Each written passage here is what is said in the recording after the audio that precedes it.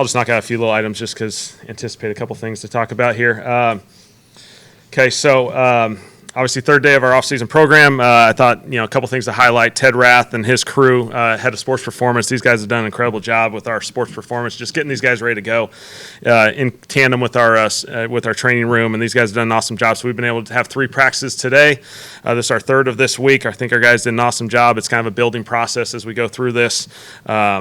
So our guys are really, really excited, and obviously a 4-day weekend for our guys this weekend with Memorial Day, and so I think it was an important thing for us just to acknowledge it's a great weekend for family and friends and kind of the transition for our guys, but also an opportunity to appreciate all the people who've made the ultimate sacrifice to allow us to live our dreams, and so all of us feel like we're in a really blessed and exciting opportunity here to compete with the Saints, and so as we go through this, a couple things, I'll just hit some medical stuff. We got a couple guys with knee injuries coming off of last year that won't be a part of the offseason program from a physical standpoint. And Taysom and Foster Moreau, those guys just going through their process, and that'll obviously be a little bit longer than most guys. And then we got a couple guys that aren't a part of the offseason right now, just with a couple nagging things that aren't major. Jake Hayner, Dallin Holker, and Quincy Riley. So just give everyone a heads up so everyone's on the same page with those guys. This time of year, it's a teaching process, and so again, these guys missed some of the physical components, but them in the classroom, in the walkthroughs, doing everything they can, and so we feel like they're in a great place to continue to progress as we go through this. So open up with any questions. Your impressions of Spencer Rattler, the job he's done, just working with him. What are your impressions?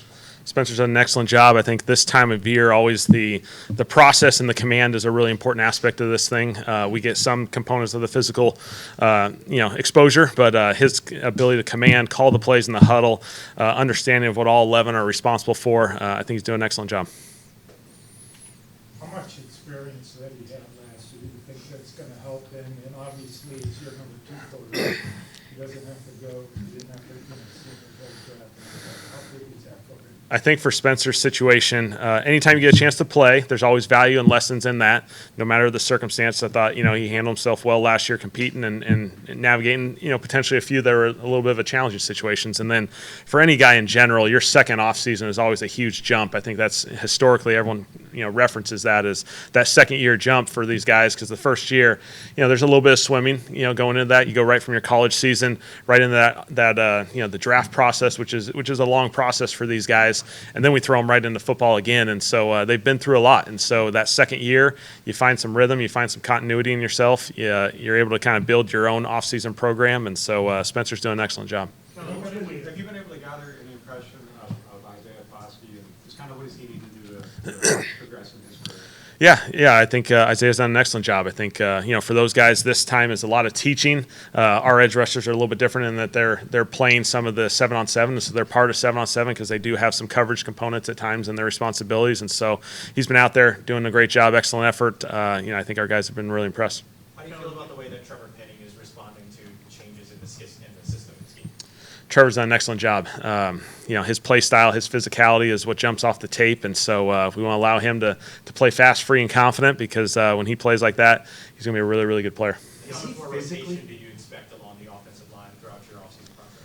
We'll see how it goes. Obviously, continuity is a really important aspect for those guys, but we'll play with some different personnel packages, just moving those guys around because ultimately, in season, there will be things that come up, and you have to have guys that have played other things and had different exposures. But we'll try and build on continuity as well. Kellen, we saw Spencer out there with the ones today. Has that been the case all week, or does that change by the day? For the most part, the quarterback's just been rotating, just kind of by the day. I don't want them to get into where they're always looking who's in, who's out, create a little bit of rhythm each day. And so, Spence took the ones today, and he'll continue to rotate throughout the whole offseason. Would Jake have ever been in the ones rotation before he got hurt, or it was going to be kind of Spencer and Tyler taking? No, Jake took some ones the other day as well. What's kind of a transition for you going from coordinator to head coach? What's that process been like? It's been a really good process. Feel fortunate to be teaming up with some really, really good people here who've done it for a long time, and so you're able to lean on those resources. Obviously you get to be part of all 3 phases, which has been an enjoyable aspect, really connecting with those other phases, and so, it's been great. What do you think of Tyler's effort this week? Tyler did an excellent job. Anytime you're a rookie and you hop in there, and he got a healthy dose of reps, obviously, just like these other quarterbacks, and for him to, again, command, control, he understands the system inside and out, and so he did an excellent job.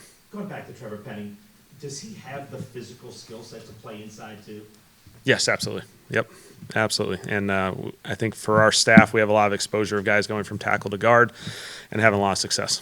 What have you seen from Chris Olave so far? What do you think he could bring to your team? Chris is a really smooth player. You see it out there. Just an excellent, big-time receiver in this league. I think we all know that.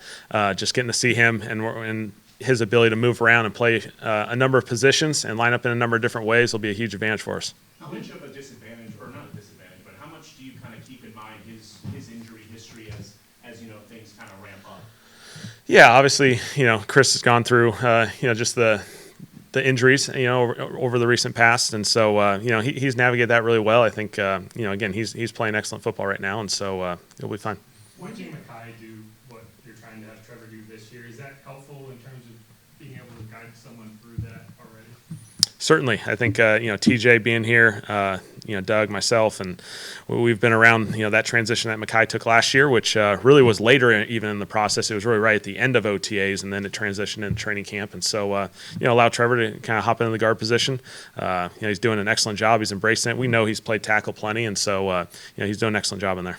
Kellen, it seemed like you guys got a lot done in a short period of time. Is that like time efficiency spill out to like the schedule throughout the day? Like you guys trying to get the guys in and out of here and just get a lot done and as much efficiency as possible? Yeah. I think we're really conscious of being really efficient and the workloads that go into this. And so Ted Rath is one of the best in the business. I truly think he's the best from a sports performance standpoint. And so certainly he's a guy that I'll lean on with connection to the training staff. And so we've had longer days. And so this day was kind of a fast day. This is our third day in a row. And so we were really conscious of being really efficient with these guys on and off the field, get them to still go for it.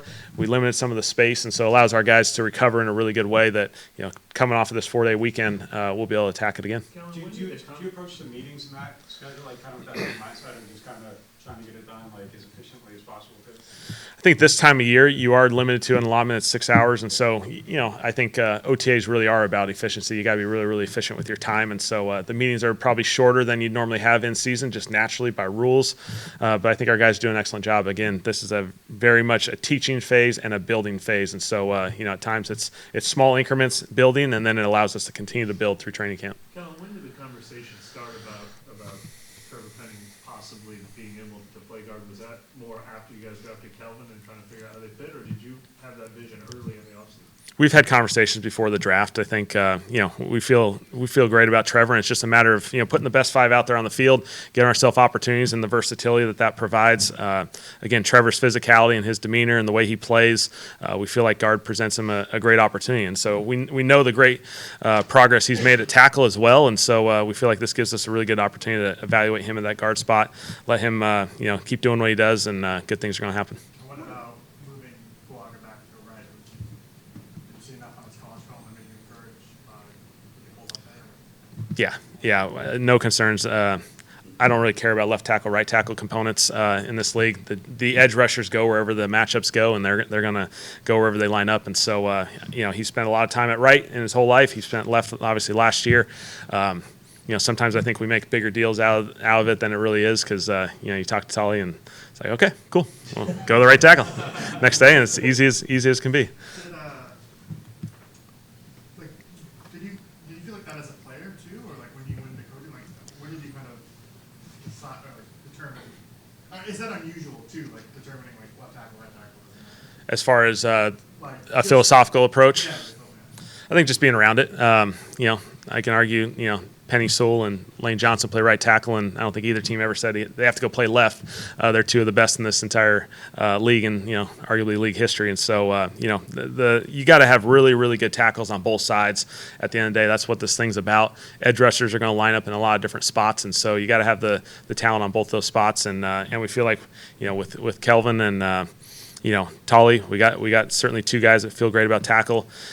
Trevor's going to be able to play guard, which is going to be able to be a tremendous asset for us. Gets us really good players on the field, and we know those guys can play other positions as well. And so, we feel like we got a really deep crew there as well. With 10, as it relates to the offensive line, like is keeping those guys on the field like kind of the key to winning there? I've seen stats where like teams with 60% of their snaps with their starters, like they win like 9 games, and if you go below that number, like it really kind of drops. Is that something you look at all? I think one thing with the offensive line is that group has to be really, really interconnected, and so much of it is verbal, but so much of it's nonverbal. Those guys are in combinations and working together more than probably any other group in this entire game. You know, the right tackle and the right guard spend so many times in combination blocks, and they have to be perfectly aligned and hit it at the same time and have these verbal communication, but at times there's nonverbal communication. And so the more time these guys spend time together, gelling, communicating, being on the same page is a huge, huge advantage for any offense in this league. Is that a big part of why you pursued Ted Rath, particularly? I mean, he's got a reputation of helping to keep rosters healthy, but is there something he does specifically with offensive line or anything that makes him? I think Ted's the best in the business. I think he's phenomenal with what he does. Obviously, he's got great track record in the different spots, certainly LA, Philadelphia, coming here. And so he's a huge asset for us. I think our guys train really, really hard, but really, really smart at the same time. And I think our guys will enjoy, and they certainly have enjoyed Ted and that entire group down there, the energy, the juice that they bring with the, just a really, really good program that allows them to play to their best ability. Kellen, with your exposure to Brandon Staley in LA, how important was that in your decision to bring him onto your staff, and how do you see him kind of implementing his scheme with the roster this season? Feel like it's been a really good offseason for our defensive staff. Obviously, teaming up with Brandon again, I felt great about it. Had a great experience with Brandon. I think he's just a really, really good defensive coordinator in this league. From a standpoint, he's really smart. He's got great versatility in our scheme. It's going to allow our guys to play in multiple ways that best suit them. And so I think our versatility on defense is going to be an advantage for our guys. We got some really, really good players, and Brandon will do a great job of allowing those guys to play the best of their ability. We didn't see Chase Young out there, was that just all on Yeah, no issues. Kellen, what did you like about Hunter Deckers throughout the pre-draft process? Is that a guy for a while you thought maybe you'd end up drafting if things I think Hunter is a great example of how the draft process and the scouting process works. And so a guy that our scouting department has spent a lot of time getting to know, getting to study. You know, his journey is obviously one that's very, very unique compared to most people who get to this point in the NFL. And so credit to our scouting department of really spending a lot of time digging into his process, making sure we were comfortable with it, evaluating him. He's a guy that, as we went through the process, we were really intrigued with being a guy that we can develop. And, again, he's been stuck, with a little bit of a limited football volume the last couple of years, but we feel like we're going to be able to help him continue to grow and develop. He's got a great arm. He's got a great feel. He's athletic. He's really, really athletic, which jumps out on tape, and you see it out there. And so we're excited to have him. Kellen, looking at the process right now with the OTAs going into mandatory minicamp and training camp, when does it come where it's not, as far as competitive aspect of things, you do 7-on-7, when you actually have team drills, like looking more like live instead of like a glorified walkthrough, whatever. Is that, Yes. I know mentally establishing things, but is that something you see with minicamp y'all have more? So the way the rules are structured now, this is really mostly a teaching session. And through the OTA and minicamp process, 7-on-7 is probably the one that has some component of a competitive environment. Most of the team settings are going to be in a teaching environment where we're putting in the system in all three phases, really teaching it, getting great clips and teaching examples of it. The physical component and the way for us to evaluate that really doesn't come until training camp. That's just the way it's structured. And so even when we get to training camp, we'll have the ramp up for a few days. And then when we get the pads on, obviously, ultimately that's the closest we're going to get to in-season game mode. And so we'll get great evaluations at that point. With Jake's injury, coming so early in the summer, it kind of went off what you just said. Is it a big setback for him in terms of keeping pace with the quarterback competition, or is that all kind of going to happen? No one wants to miss time. Obviously, no one certainly wants to miss time. But for Jake and his situation, there's still a teaching component, a mental component that he's capitalizing on. He's right there with the QBs. He'll be there through the whole offseason process. And so I don't think it's a drastic missed opportunity. He'll have plenty of opportunities as we go to training camp to continue to build. Does that change any desire or need to bring in another quarterback from a vet standpoint, or are you good with? It's something we'll continue to evaluate. Obviously, like any position in our roster, we're always looking to get better and compete in the best way we possibly can. And so, we'll continue to evaluate it. You just mentioned 7-on-7 out there before. I mean, anyone particularly either stand out or surprise you in those sessions so far? I don't think anyone surprised me. I think we got a really good group. I think the biggest thing we've emphasized is just the play style and the habits that you can create. Obviously, we know at this time of year there's some circumstances just from a a rules standpoint as far as how we're going to compete. Our guys are just practicing the right way, and that's the thing we're just hammering as far as defensive guys getting trained to scoop and scoring, and we're going to score on defense, and on offense we're going to do a great job of pursuing the football and making those touchdown blocks. And so I think we just got really good players who are doing this thing the right way, and it certainly jumps out there. Tush push, yeah. Obviously, I'm good. Obviously, I feel like it's a play that has obviously drawn a lot of discussions. Obviously, as you go through the process, I know certainly there was a injury component that was emphasized and a speed of play. Both didn't feel like there was much data or proof to say that was justifiable as we went through that process. And so I feel good. I'm really happy that obviously it didn't go through that process, especially the way they counter moved it with the way they were. The potential latest proposal was to eliminate all pushing from an offensive player perspective, which created a whole another can of worms. I don't think everyone quite realized that occurs in a lot more football plays than just that. And so we're drastically changing a number of plays in this. And so, I feel great about it. I feel like it's a play that ultimately, one team or a couple teams have invested a ton of time into, put a lot of work into it, and they've been able to capitalize on it. But, every team's, it's just like any other play. It's available to everyone, and we'll see. So you install that Tuesday or Wednesday? We'll see. We'll, certainly I've had great experience with it, but again, it's an investment. It's a play that obviously Philadelphia has done a great job of investing a lot of time into, spending a lot of time, embracing that play. And so, there's a skill component to it as well that we just got to evaluate. And you mentioned Taysom Hill missing the time because of the knee, obviously. Do you anticipate him eventually being a part of this team participating? Yeah. Obviously, I think the world of Taysom. He's been one of the impact players in this organization and across the league for a long time, and he's drastically changed the way people view offensive football. And so, he's a great piece. He does a lot of different things. He had an excellent year last year. Prior to that injury, which was just really unfortunate because he was just playing such good football. And so, obviously he's going through a recovery process, and we'll let that go through it. How do you measure? I mean, is it just enthusiasm, feel, attendance? I mean, you've been a part as a player and now a coach when you're doing an off-season, and it's mostly, like you said, homework type stuff. Mm-hmm. How do you measure where you're going from where you've been when you got here? Yeah, there's a lot of performance stuff. I mean, I think really when you look at the offseason program, you start with the weight room and the sports performance side of it. That's a big building block and a foundation for us. The second component is just really building on the scheme component. Building their understanding of the schemes at more of a basic level, and we'll build it as we go. And then the third component is just seeing these guys spend time around each other as you're building an environment, a culture. And that's the exciting part when you see these guys just spend a lot of time. We got an awesome facility here, first class. It's got everything you can possibly ever need, and so it's fun seeing these guys here just lingering around, taking advantage of the training room, taking advantage of the cafeteria, which is best in the world. And so it's really fun to just see these guys really embrace this thing, embrace each other, and come together for this thing. Kellen, you talked about the interconnectivity in the offensive line. When you look at Spencer last year, and it was 4 left guards, 3 centers, 3 right guards, almost no time with Olave, Shaheed, Alvin, Taysom. I mean, does that factor into when you look at that film? That's all. I think that's all fair evaluation. I think understanding the context of it.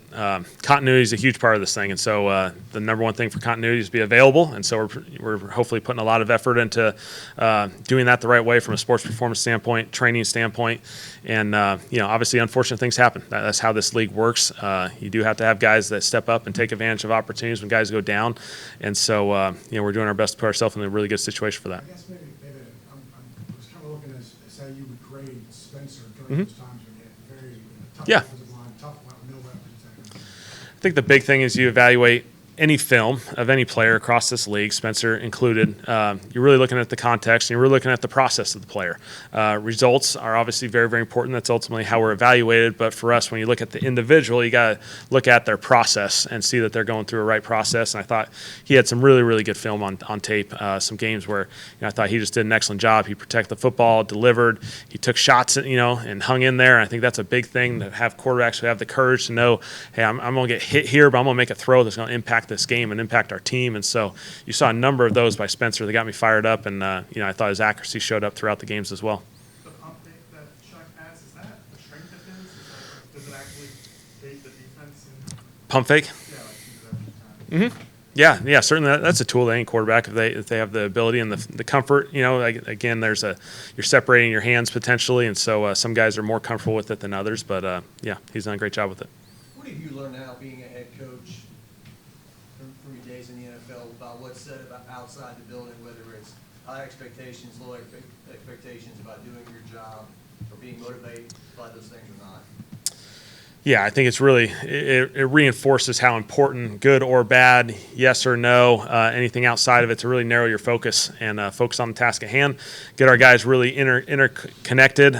Recognize we're all in this thing together, and so there's going to be good moments, there's going to be bad moments, no matter what type of season you have, and so every guy has to embrace that. And I think for our guys, understand when adversity hits, you lean into each other a little bit more, you embrace your team a little bit more, you look out for your other teammates that may need that, and so I think we got a great group to capitalize on that. At the end of practice, the guys dap each other up, but is Yeah. that something that you encourage? Like what? Yep. Yeah, absolutely. Just our guys connecting. I think it's important that you put a really good day of work together, in all three phases. Sometimes there's a competitive component of defense and offense, and that's natural. But at the end of the day, when you come back together, before we break it down, we're all as one. We're a team, and so you appreciate the work that someone else did, maybe on the other side of the ball, and you're excited to come together and then do it again the next day. You mentioned offense impact. How much does a guy like that help a young quarterback room with Shuck and Rattler, and how much of an impact do you think, or do you expect him to have on those guys and their development? I think our receiver room's got excellent people, excellent talented players. They all work their tail off, and I think they're really, really good communicators. And so, CO, Sheed, even the guys who've been, Cooksey's been in this league for a long time. Dante's been in this league. There's a bunch of guys, I can go on and on. It's a really good group, and I think that quarterback room, that receiver room, spend a lot of time together, which is ultimately what you want. For a player like Kendra Miller, someone who may have had some difficulties in the past with former coaching staff, how do you make it a point to focus on kind of this is a blank slate, this is a new situation, you don't have to worry about things that have happened in the past? Yeah, the first day was blank slate. So whatever's happened in the past, we acknowledge, but it has no bearing on what happens in the future. I mean, is that a conversation you have with him, or is it just kind of Yeah. I think individually and collectively as a team that I have kind of more of a philosophical question here about playing. It feels like now you hear about off-platform throws, and I see Tyler make a few of them. Even when you were coming out, I don't remember Drew making a lot of sidearm throws, or Peyton Manning. Has that become more prevalent just because of the length of defensive players or the quickness? Why is that something that is now in a quarterback's bag, so to say? Yeah, that's a really good question. I think I think the first thing and most important thing is when you can be set and under control, that you can throw the ball accurately and consistently. And I think that you have to start there. And then from that standpoint, I think a lot of quarterbacks will spend a lot of time working on those different arm angles and different adjustments and being able to throw off platform, because it's important. Naturally, you're going to have to move off the spot on occasion. And these offense linemen, defense linemen, no matter what, even Tyler, as tall as he is, whatever he is, 6'5", you still have to navigate these guys. Every quarterback has to navigate these guys. And so we talk a lot about these guys. I'm a 6-foot guy, and all the 6-foot quarterbacks get hammered for, you can't see and you got to throw no quarterback can really see. It's really, really hard. So Tolly's 6'6". He's really, really tall. Trevor's 6'7". You got to navigate all these guys. And so I think for all these quarterbacks, being able to throw at different arm angles and finding their different slots is a huge advantage. And with Tyler's, with him being about 3 or 4 years older than a typical rookie, Mm-hmm. I know you haven't worked with him that much yet, but is it evident yet, that difference, or are you hoping it will become evident over the course of the summer? I think the evidence right now, based off my experience with Tyler, is he's a really, really prepared quarterback. He can handle NFL volume. He's handled the playbook tremendously, walks in the huddle. If there's 10 words in the play call, he delivers all 10 instantly, very easily. And so I think that's a really important aspect, that he's able to kind of navigate that really quickly and move on to the physical and the just simply getting reps. Okay. Awesome. Thanks, guys. Thank you.